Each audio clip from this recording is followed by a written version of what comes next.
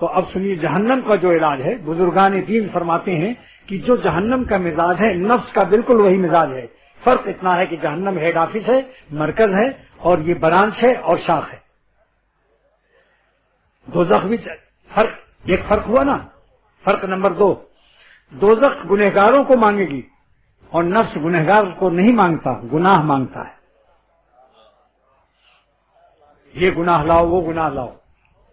اسی لیے جتنا گناہ کرتا جاتا ہے گناہوں کی ڈیمانڈ اور مطالبہ بڑھتا جاتا ہے، آگ بڑھتی جاتی ہے۔ جو شخص سمجھتا ہے گناہ کر کے دل کو سکون مل جائے گا، ایک دفعہ پیٹ بھر کے خوب گناہ کر لیں اور پھر متقی ولی اللہ ہو جائیں، یہ جاہل اور نادان ہے۔ کیوں؟ کیونکہ گناہوں سے کی آگ کو گناہوں سے بجھانے کا خیال یہ ایسا ہے جیسے پیخانے کو کوئی پیشاب سے دھوئے۔ پیخانہ لگ گیا، اب اس کو پیشاب سے پاک کر رہا ہے۔ بتاؤ، دو ناپاک کا مجموعہ ٹوٹل بڑھے گا یا نہیں؟ پیشاب سے وہی گو پیخانہ اور پھیل جائے گا۔ اس لیے جو لوگ سمجھتے ہیں کہ گناہ کرنے سے سکون مل جائے گا، سکون ملے گا تھوڑی دیر، چند منٹ، اس کے بعد ایسا نفس بفرے گا کہ علانیہ پھر گناہ کرتا پھرے گا، شرم و حیا ختم ہو جائے گی اور تیز ڈیمانڈ کرے گا نفس، کیونکہ گناہ سے اس کی طاقت بڑھ گئی۔ نفس کو گناہ کی طاقت اور وٹامن مت کھلاؤ، اتنا کھلاؤ جس سے زندہ رہے۔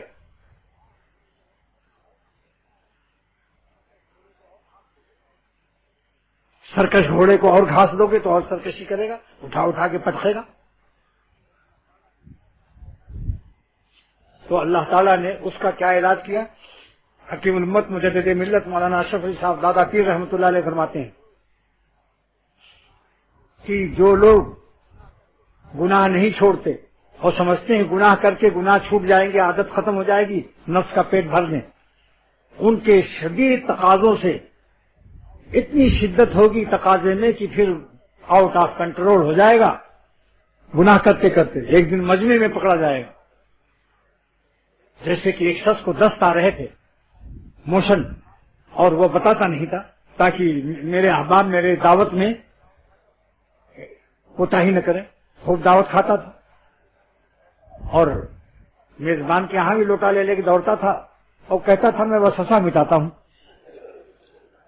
کھانا نہیں نکلتا وسوسہ۔ میں نے ایسے لوگوں کو دیکھا ہے۔ ایک صاحب نے میرے شیخ سے بھی کہا، مہمان تھے، رشتہ دار بھی تھے، حضرت نے فرمایا کہ کیا بار بار لوٹا لے کے دوڑتا ہے، کھانے میں کمی نہیں کرتا؟ میں نے کہا حضرت اس کا وسوسہ جو ہے میں دیکھ کے آپ کو بتاؤں گا۔ یہ میں نے کہا حضرت یہ باقاعدہ اس کا بہت کافی مقدار اسکوپ کرتا ہے، وسوسہ اس کا نہیں ہے، اس کا کھانا بند کیجیے آپ۔ مجھ سے جب تک وہ رہے مجھ سے دشمن کی طرح مجھے دیکھتے رہے کہ یہ اس نے میرا بریانی پلاؤ کباب سب بند کرا دیا۔ اب ان کو کھچڑی پکنے لگی۔ تو بدپرہیزی کی وجہ سے تقاضے میں شدت ہوگی۔ کچھ دن تو آپ چھپاتے پھریں گے اور لوٹا لے کے وسیع کیسی بدبو آ رہی، کیسی بدبو آ رہی، دیکھیں گے تو ان کا پیجامہ زرد رو ہو رہا ہے۔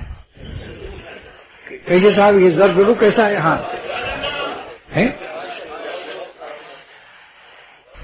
رسوا ہونا پڑتا ہے۔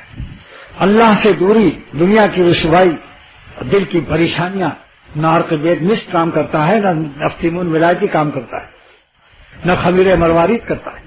جو اللہ کے غضب و قہر کی نافرمانیوں سے اپنے حرام لذت کو کرتا ہے، واللہ قسم کھا کر اس مسجد کے ممبر سے کہتا ہوں اور محراب سے کہ اتنا دل بے چین اس کا رہے گا کہ ایک دن یہ خودکشی کر لے گا یا خود ہاتھ پھیر ہو جائے گا، کیونکہ اللہ جس سے ناراض ہوتا ہے اس کے دل کو سارے عالم کی مفرحات اور سارے عالم کے مسکنات کو نہ فرحت دے سکتے ہیں نہ سکون دے سکتے ہیں، کیونکہ سب اللہ کی مخلوق ہے، امر الہی کتابیں ہیں، خمیر مروارید ہو، خمیر ابریشم ہو، عرق زباں ہو۔ کتنا پیارا شیخ خواجہ صاحب کا یاد آیا اس وقت رحمت اللہ علیہ کا، نگاہ اقربا بدلی، نگاہ اقربا بدلی، مزاج دوستاں بدلا، دعوے عشق کرنے والوں دیکھو ہر وقت نظر سے نظر ملا کر، نگاہ اقربا بدلی، مزاج دوستاں بدلا، نظر ایک ان کی کیا بدلی کہ کل سارا جہاں بدلا۔ جس سے اللہ کی نظر بدلتی ہے، رشتہ دار، بیوی، بچے سب نافرمان کر دیے جاتے ہیں، کہیں چین نہیں پاتا۔